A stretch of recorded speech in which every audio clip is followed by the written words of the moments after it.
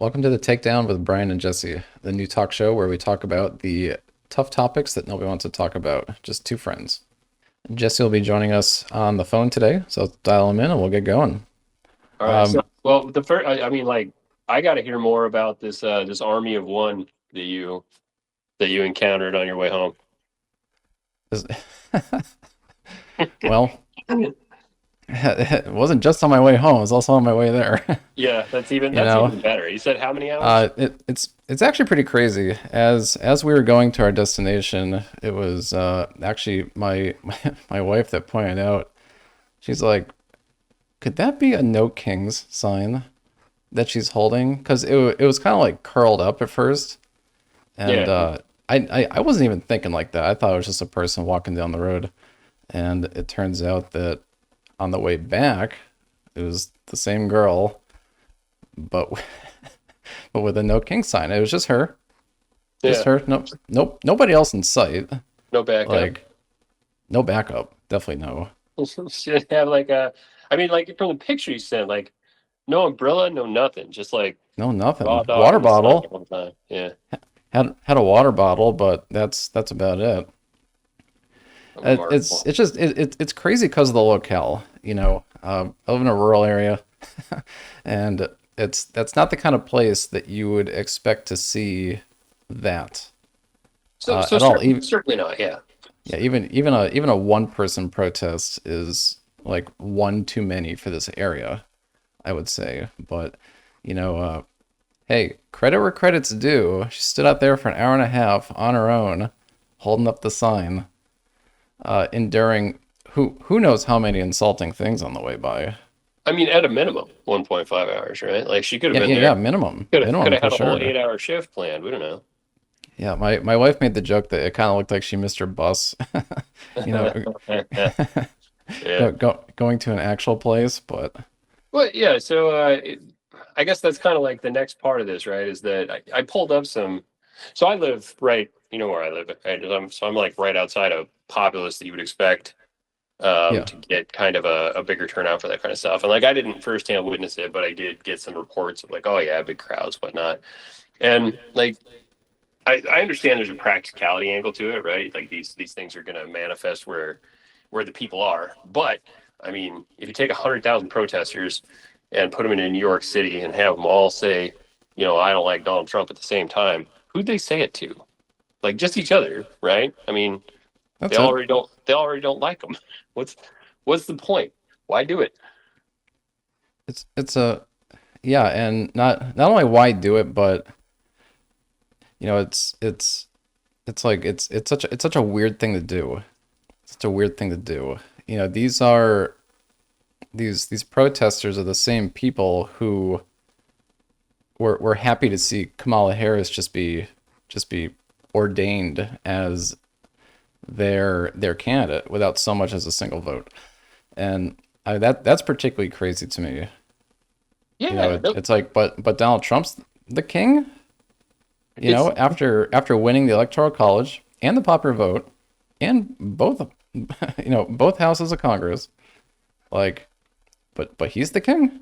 right, and it's worth adding operating within the restrictions provided by those frameworks, right? Like if we had a king, you wouldn't expect to see, as an example, a lack of confirmations of the king's appointees, right? You wouldn't expect to see him get held up by like ridiculous procedural things on the most knick-knacky issues. You wouldn't expect him to see him get pulled into court every 34 minutes, because somebody didn't like something that he did in Maine, so a judge out in California called a halt to it. That's that's not the kind of stuff you'd expect to see No, under you don't monarchy. see that at all. Uh, It's their strangest iteration of whatever it is that. So they use the same principle, the same underlying principle to mobilize their mass, right? It's this idea that we've got this grander concept that no one of us can do anything about, and it's making us all miserable. And therefore we need you all to collect and be mad. I mean, it's gone from BLM to, I guess, global warming to BLM to Free Palestine to whatever No Kings is. Um, very short attention spans.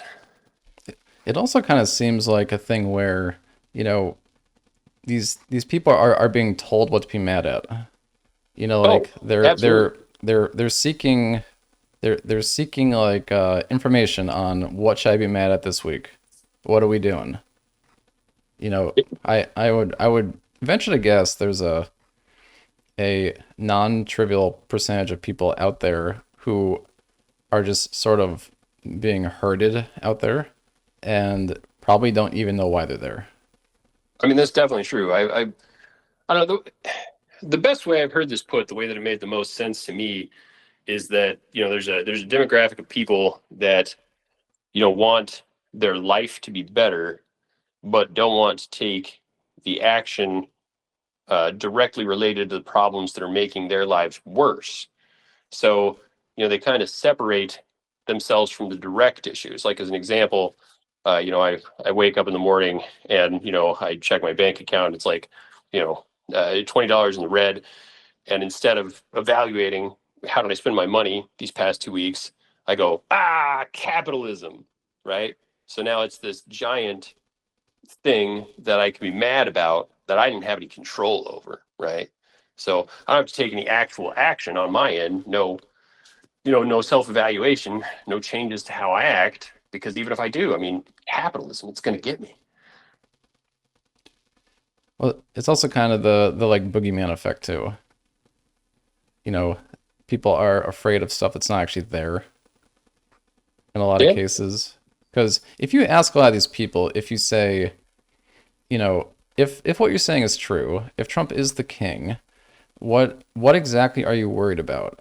What like in what way are you being oppressed? In what way are you, you know, feeling like a peasant at the feet of the king? And I would say in 100% of circumstances, they're not going to give a valid answer. Probably in 80% of circumstances, not going to give an answer at all. That's interesting too. You'll see these clips of like right wingers walking around at these events. I wish I could remember the guy's name. He's pretty funny. He's got like a puppet that he's using to interact with them, and because I don't know, it draws the ire to the puppet instead of the person, which is entertaining. Um, but he does all these things where he wanders around, he tries to talk to people just like conversationally, not even like gotcha stuff, and he'll still encounter uh, people in the crowd whose designation is to prevent somebody that is not within the fold speaking to people in the fold, right? Like that's their job for the day. They walk around and they make sure, hey, don't talk to that guy. He's not with us. And that's wild. Like we all know, like shutting down dialogue is like a core tenet of weird leftist behavior at this point. Yes. It's it's Yes. it's It's also a thing you don't see on the right. You know, no, yeah, when the right congregates, it's pretty rare where you'll say your think is not allowed here. And it kind of goes back to the like the big tent, the big tent GOP, yeah. which is to say that, at this point, as long as you're not like interested in murdering babies or, harming children, that's like really all it takes. Or assassinating political opponents. Yes, or assassinating political We're not opponents, overly which is, comfortable with that either. I mean, this stuff is also very basic. Right. It's like it's so basic, but for whatever reason, Actually, that it's really all the same thing, right? Do not murder people.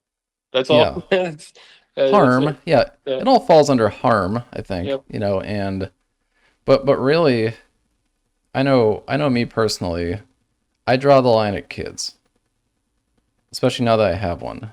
Yeah. When I'm sure my wife agrees with this too. When I think about what are people doing to kids, it's one thing for like an adult to do adult things and do things with other consenting adults, uh, regardless of what that may be. Like that's one thing. But when you start involving kids, especially when it could bring harm to the kids, both either physically or psychologically, I'm sorry, but that's like a red line for me, at least. Well, man, it. I don't know if you designed that as a segue or not, but it's a perfect segue into the next thing that we said we were going to talk about. How fantastic is it to see this graph that shows gender identifying weirdness just like plummeting over the last few years? Because that has always been, you know, my line in the sand for gender stuff has been kids. It's like I frankly I don't care. You're 27 years old and you want to walk around and pretend you're something you're not. That's entirely at your discretion. Obviously, there's some guardrails there. I don't care if you tell me that you're a polar bear. You cannot go into the polar bear enclosure at the zoo. Similarly, I don't care if you say you're a female. You cannot enter the female locker rooms if you're a male. But other than that, you're an adult. Do your thing. But gender identity stuff, when it gets into the kid territory, we got people telling, oh, hey, oh, the people know their gender when they're 3. That's obviously asinine. It's a lie on its face, and we all know it. And to see it die in front of me is perhaps the greatest moment that that I've encountered in the past like 5 years or so.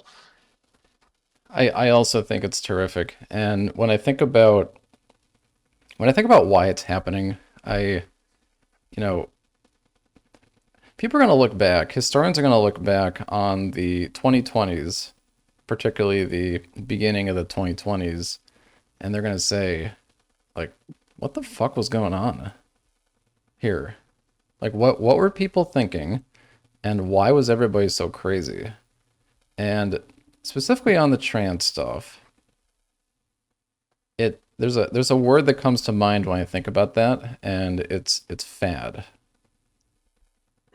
So it's interesting you bring that up. Like early on when I was arguing this point with my elder daughter, because there was a little trouble there for a little while. Uh-huh. But Yeah. yeah, when we were discussing it in the early days, I tried to liken it to anorexia in that it was a form of self-harm that gained a peculiar amount of popularity among a very small demographic, uh, and then vanished, just went away, right?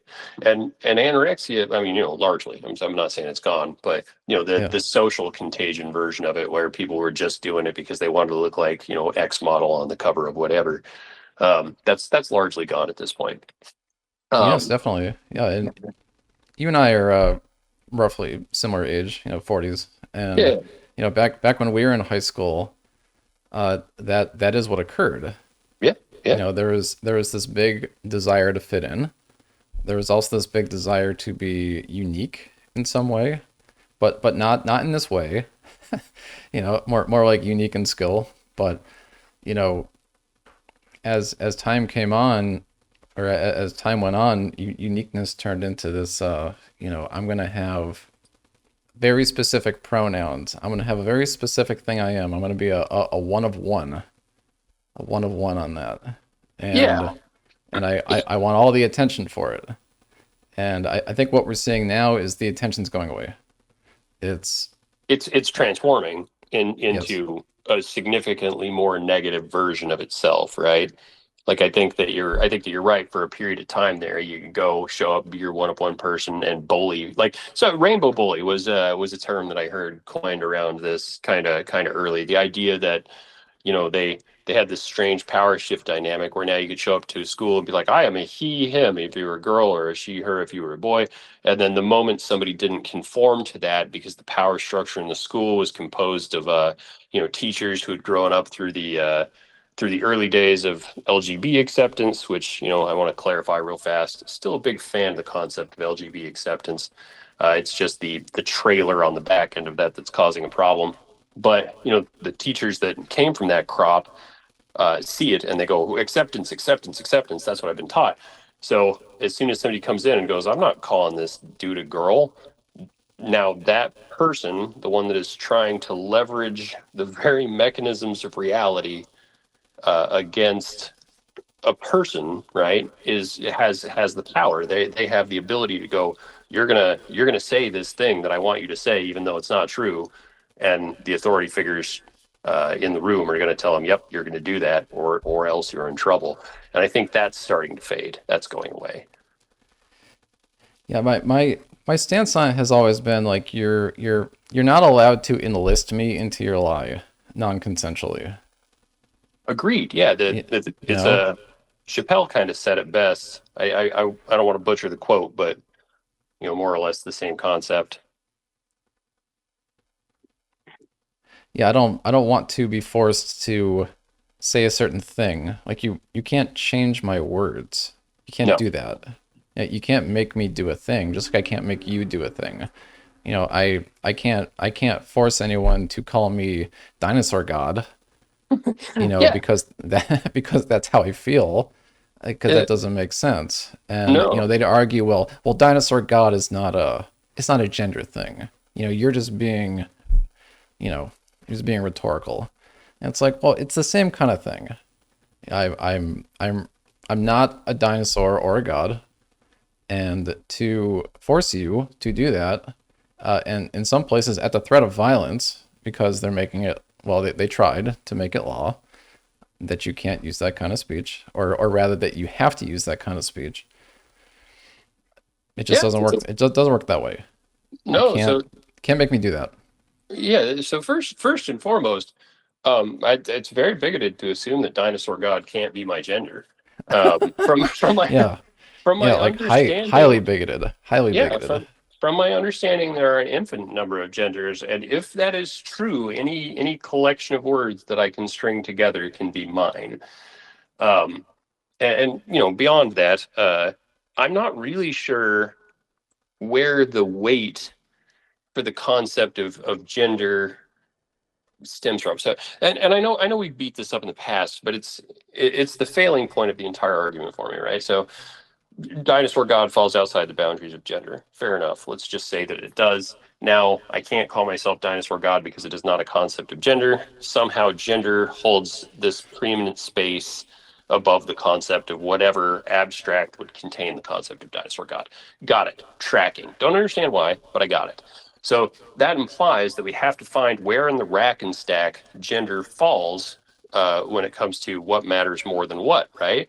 So gender and sex are not the same thing. That's the argument that's been proposed until it gets broken, and then it folds in on itself, and they go, no, no, they're very much the same thing, right? Because if gender and sex are not the same thing, someone needs to point me to a space in which gender would take precedence over sex, and I cannot find one. Rape statistics do not stem from gender; they stem from sex. Bathrooms are not defined by gender; they are defined by sex. Where would it matter? Like if I accepted it as a thing, where would it matter? So I'm the same as you. I regard sex and gender to be identical things. I do I do recognize a very narrow thing that I think I'm gonna call it a gender expression. Okay, I'm gonna do that because there is feminine men. Sure, Okay, and there is masculine women. And absolutely. what's important about people who express themselves in that way is that they're not attempting to be something they're not. Like a feminine man is not calling himself a woman. They're just saying, I like my hair gel, I like to look nice, I like to smell nice, I like all my nice stuff, I like to do this and that. And it's like, cool, all good. You're not enlisting me into a lie. You're not enlisting any of your friends into a lie. You are what you are, but you're not lying about any of it, and you're not forcing anyone to do anything differently. So that's a very narrow thing that I accept as okay, and I don't I would assume you agree. I would actually go one step further because obviously what you just proposed, I got no issue with whatsoever. I would even go so far as to accept that there is a, a and this they don't like this term these days. There is a mental disorder uh, called gender dysphoria, where somebody's brain will start clicking off and going, "Crap, I'm the wrong gender." That's a real thing, it's just entrenched in like the most fractional itty bitty percentage of our population. And it's another weird tactic of the gender crowd is that they'll point to that, they'll go, well, what about these guys, right? What about, or what about, people that have hormone, I'm sorry, what's the word that I'm looking for here? That don't fall into the XXXY space. What about those? And the question then becomes, is that who we're talking about, right? Because I think that if that's who we're talking about, that's a radically different conversation than the one that we have if we're talking about people that are out there playing pretend and assigning themselves pronouns. Yeah, yeah, I think you're talking about, maybe you're talking about intersex. There you go, Yeah, intersex. and We're escaping. the thing about that is that's just ambiguous. Like you're not neither. No, not at It's all. Yeah. it's you're gonna be one or the other. Like, Yeah, you yeah, know. it's you even no matter where you fall in intersex, you do fall on one end of the divide. That is accurate, and it's again a quote that I would butcher if I attempted to work on it, but Heather Heying at some point did offer a very clear definition of male and female as a sex that was separate from XXXY, built on the concept of small or large gametes, and I mean I don't it's it's another part of this that's so maddening. Why should we have to get down to such nuance to communicate on this subject when everyone on the planet, up to and including the person that's actively lying to you about it in any given conversation, knows very well what a man and a woman is? That's a good question. I don't understand how so many people went along with this anyway. I have a theory, and I that theory is because it's very lucrative to a Oh yeah, lot of people. yeah, And that's certainly true. yeah, a lot of things do boil down to money. And so I think that's certainly part of it. It's the only reason people would go along with it, and that they would create ridiculous phrases like gender assigned at birth. Oh yeah, Like that birthing that's one of the birthing craziest parents. ones to me. Like, you didn't assign anything, No, you yeah, know? gender observed at birth is correct. Yeah, yeah, yeah. Like, and really, you already knew what it was. You could find that out at 5 weeks. Right, So there is no like, yeah, maybe it's a surprise if a couple chooses to make it a surprise, but it's not. Nobody's looking at it and be like, you are a boy. Nope, right. wrong. You're already a boy. You're Yep. just you're just annotating that on the sheet. Right. I can all but assure that prior to the year of 2020, and perhaps even up until today, and I say that with all the optimism that I can muster, no doctor has ever pulled a child from betwixt a women's legs, held that child up and said, "You are a zer." That has never happened. Never. It has never happened. It will never happen. Right. We Eh, we don't, we don't declare outside of the lanes. The lanes are clear. okay. Um, so this guy, I wanted to touch on it real quick. The guy that did the research, this Eric Kaufman character. You ever run into this guy before? Uh-huh. Did you say yeah? Oh, sorry, I didn't hear you. What you say?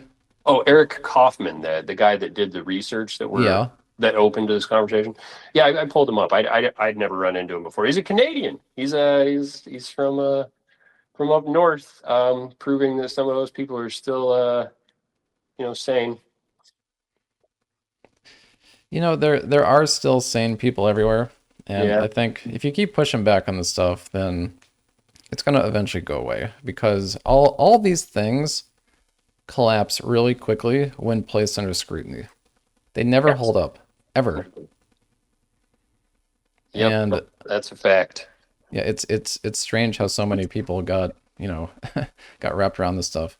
Okay, I want to pivot a little bit. We're at like 20 minutes, so Oh, okay, okay. I want to pivot to the peace deal a little bit. I Oh, I, I guess it's kind of related because it's all associated with this like general concept of uh you know people believing things that aren't there, or they're just so twisted into thinking a certain thing. But the thing I really want to, as you know, Trump got a peace deal done. Sounds like the ceasefire has been broken a little bit. I don't. wisely. Yeah, but I don't think any of that's that important. The thing I really want to touch on is that, there was a lot of we've been listening to Free Palestine for I don't know how long. We've been listening to, Israel's committing genocide, this and that, and it's like, they got a peace deal done, and all that went away.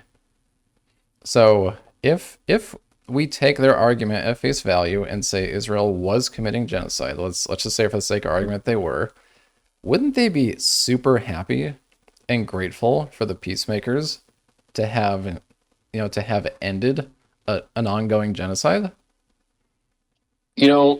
And to pull the lens back just a little bit on this, because this is a thing I've been thinking about a lot just recently. Um, when did we even get into a space where Democrats kind of turned into the pro-war party? Because yes, you would think that they would go, man, this is great, peace. Just like not just in this instance, just as a generality, you would think that that would be a good thing from their perspective. But I'm just not sure that's true anymore, man. I think like if something so small or something so large in in either case can be used to arm them from a political perspective, they'll take it. And this is one such case. It's dictating them to to have the stand down. They cannot go chant uh, free Palestine during a time of peace. It's just not going to work. No, no, they can't. No, nor can they exert political power to gain some end if that's already done. I don't. I saw this meme. I don't know if you sent it to me. Somebody sent it to me. It was like, you know, they're wishing for war when there's peace, and they're wishing for peace when there's war. Yeah, And it was a funny image. I'm gonna put it up so the viewers can see. And it's the Palestinian person praying please work, and yes, was that you that sent it to me? the LGBTQ person praying please fail. Yeah, it's that one. Oh, okay, yeah, that's the one. I'll put that up for people to see. But that's yeah, it's like they want chaos, and when there's not chaos, they're upset about it. Yeah, It's like they yeah. got a peace deal done. If you really believed that Israel is committing genocide, you should be oh so happy that that's over with. Yeah. So like, and I mean, I don't know. I should. So just no, no. Maybe for a different time. But the idea that the very notion that they are committing genocide is just it's so baffling on its face, right? It's the way I've heard this reference that against at best is that if Palestine laid down its arms tomorrow, they would exist the day after. Whereas if Israel laid down its arms tomorrow, they would not exist the day after. Yes, Uh, I should have clarified that I don't actually believe, obviously, that no, genocide, but that's what everybody's you saying, and you were it's just clear, yeah. yeah, it's worth pointing out that if they do believe that, then they should be quite happy that it's over with. For sure, yeah. You know, And maybe that's like I don't know. It's an intersectionalism thing, right? Like it's the one fight concept, where they, so our big tent, the big tent GOP that you were talking about, it exists on the other end too. They've got their big tent. It's just built on those large abstract grievances that we discussed earlier, right? Like I hate capitalism. Well, welcome to the Democratic Party. Global warming scares me. Welcome to the Democratic Party, right? It's all these yeah. and free the from the river to the sea nonsense is, I mean, it's just another chunk of that. It's just another iteration of that, really. It's the same people getting mad about a thing that A, they don't understand, B, they don't want to understand, and C, they cannot do anything about. And you have to remember at the end of the day, like they started it. Okay, they're the ones that carried out the attack on October 7th. I Yeah. think like 2 years ago. Okay, they did that. Israel didn't do that. They did that. You know, And and they got bombed like crazy. They got destroyed, like leveled to the ground. It's just rubble. Which is the appropriate response. Yes, yes, and it is a tricky thing. It's a tricky thing because they're building their tunnels under the hospitals and the schools, and they're just begging Israel to attack in a way where it damages a hospital or a Right. school, because Yeah. then they can say Israel's murdering children or Yeah. Israel's destroying hospitals, and it's like you built your command center under that hospital. Now, you know, do do I think that gives Israel the ability to just, you know, level the hospital, including all the people in it? Well, obviously not. And Israel also agrees. That's why they dropped the leaflets and get out of there, get Right. out because this building's going down in like 7 days. So get out. They're doing it the right way, but that's really all you can do. I mean, if they're gonna hide under these things, then you're gonna get what you get, you know? Yeah. No, they're waging. So Israel's waging the friendliest possible version of a war, right? And Yes, yeah, yeah. and I know that sounds kind of silly. Um, and yeah, it's the world we live in, right? Like we're all a little bit more. So I shouldn't say we're all. Most of us are a little bit more calculated about how we engage in this sort of thing. The irony here is that the opponent that they're dealing with is not. I mean, the inciting incident that you referenced moments ago was these assholes, popping up at a place they shouldn't have been and attacking unarmed civilians at a party. Um, that is not that is not an appropriate use of force, no matter how you look at it. No, no, that is not, yeah, that is not war. That's a terrorist attack, Yeah. and Israel responded in kind. Yep. So what you So end up with is a boxing match where one dude's got pillows strapped to his hands and the other guy is just bare knuckle, right? Like there's rules for one and not for the other. It's just good that the guy with the pillow strapped to his hands happens to be the 300-pound dude, while the other guy is like, at this point essentially an amputee. that's right. Okay, so we're at 32 minutes. So let's do one bonus topic, real Oh, quick, 5 minutes or yeah, so, and then yeah. we'll wrap up. All right. And that bonus topic has to be the shutdown. Okay, and one particular thing. The thing about this shutdown that I think annoys me the most, beyond the fact that we don't even need the government in the first place, is that every single person is going to receive full back pay when they finally open the government. Every single person. So, And and they will reopen it. all right, Maybe it won't be this week or next week or even it'll a probably month be from this now, week. but they will reopen it. And when they do, every single person that's been sitting at home because they're not technically employed is going to get written a big fatty of a check when it finally opens.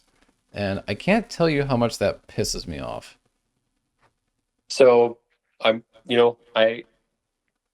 we both benefited from this at some point, I'm pretty sure. And I agree. I think that I've lived through a couple government shutdowns, at least once in the civilian side of it, and I'm sure at least once in the military side of it. I'd have to go back and look. And the reason I'd have to go back and look is because for all that's made out of them, for people being like, "Oh my goodness, this, that, and the other, the whole place is going to shut down and whatnot," it's business as usual the whole time. Like maybe you go home, you don't do anything for a few days, but like you said, either the checks keep coming or a big chunk of money comes in the aftermath of it. If the checks don't keep coming, virtually everyone will bend over backwards to accommodate you. Like banks will shut down, requirements for payments and things. All you got to do is reach out and contact them. It's I don't know. I haven't noticed in my daily life at all that the government isn't up and running. Not once. Not one single bit. And No. I don't mean this time. ever. Like, Yeah, ever. yeah, But it just sucks because it just seems like it's a paid vacation to me. it And that's just for the people that aren't working. Congress has decided that they should be paid regardless. that's a good point too. I mean, those guys are their own interesting little bubble on virtually every issue, right? Like anytime they leverage something against the masses that they know is going to be wildly unpopular, they tend to write themselves out of it. Um, I know that I know checks are still going to the troops, right? I Yeah, know that I got a buddy that's an air traffic controller that's still at work that probably isn't getting paid right now, but he'll get paid on the back end. And then you're right. There's I'd like just an unfathomable number of people that are sitting at home, you know, playing Fortnite or something. right. And And I mean, I get why they're sitting at home, because they're not being paid, right, but they're gonna be paid. The only way they wouldn't get paid is if the government stayed shut down forever, which I love, by the way, but also would never happen.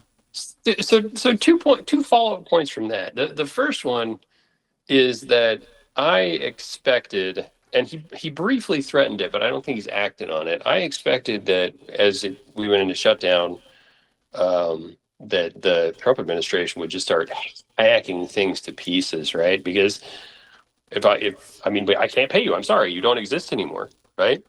Just whatever agency he wants to take aim at that is a darling of the opposition, cut it tomorrow. Never reopen it. Just let it be gone. And I don't think he's done that. I don't think he's done that with anything.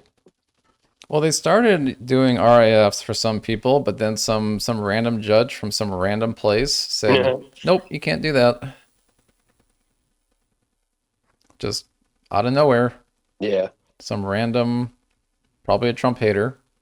Yeah, that'll just slow it down. And maybe that's the goal in this case is to slow it down long enough to get things back up and running. I know that like a prevailing theory was that they were trying to keep it shut down long enough to get the No Kings rallies done and over with because a lot of the principal speakers were impacted by the shutdown and they wanted them to get up there and be able to tell their sob story, and that'd be much more difficult if it were already over.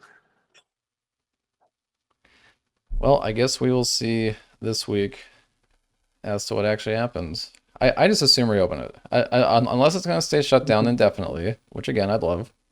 Just think they gotta reopen it. No I'm gonna more, no more free vacation.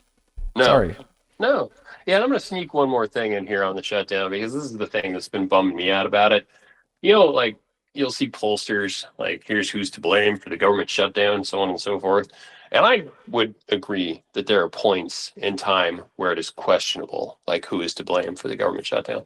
I would say that if you won an election um, in both houses and and the executive in a fairly spectacular manner, then who's to blame feels fairly obvious, right? Like, so I'm not saying it's always the minority party, but I am saying that if you're the minority party all the way across the board and you're just kind of like chilling out, refusing to pop in and hit yes on the basis that like there's some knick-knacky thing in there that you don't like, and you're going to shut down the entire government over it. I don't think there's a question of blame at that point, right? The blame falls with five members of the Democratic Party or the Democratic Party as a whole, because any five members will do. And don't forget also that it's when they do these continuing resolutions or these budgets or whatever, if they sneak some shit in there, that the other side doesn't like, then they can object to it. But in this case, this continuing resolution is quite literally an extension of the Biden budget. Right, the exist, yeah. Okay, with no sneaky shit in it at all. It's just a continuation. It's not like they snuck in $1 billion for ICE or anything like that. It's just an extension of the Biden budget. And why do they hate it? Because they want free shit for illegals. Yeah, right. Oh, it's twofold. They hate it because it didn't give them some, you know, well, actually, let's stop for a second there. Do they hate it? I think is the first question, right? So you can assume that they hate the idea, or you can assume that they hate the man so much that they're willing to be obstructionist. Well, it's that. Yeah, It's that more even than on something that they don't hate, right? yeah. It's definitely that. Yeah, It's the hate the man, and you know that because they were the one that authored this budget in the first place. right. It's their budget that's being extended. Yeah, the thing that they're hanging their hat on this, like, well, they didn't give us this healthcare money. That's, I mean, that's just like theater. Yeah, it's It's clearly just an anti-Trump position. yeah, it's super performative. They will eventually have to back down, and everyone's going to get a month or two of paid vacation, I guess. Yep, for my money. And who ultimately loses in the end? Me and The you. American taxpayer. Yeah, That's it. yeah. Anybody with a job. That's Yeah, yeah. And it, which is why the no, that's why they're so comfortable rallying for it. Is I mean, they didn't have anything to do on a Tuesday during work hours. Weird. wild.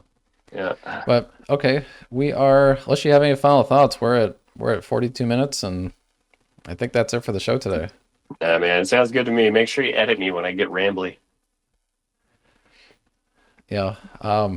Yeah. So this is episode one of the Takedown with Brian and Jesse. Yeah, I Okay. mean, Well, yeah. then we'll see everybody next episode. Yep, that one's in the can. Exciting. All right. Very good. Thank you so much for watching the Takedown with Brian and Jesse. We will be back next Sunday probably with another show, and we will continue talking about the stuff that nobody else wants to talk about. Until next time.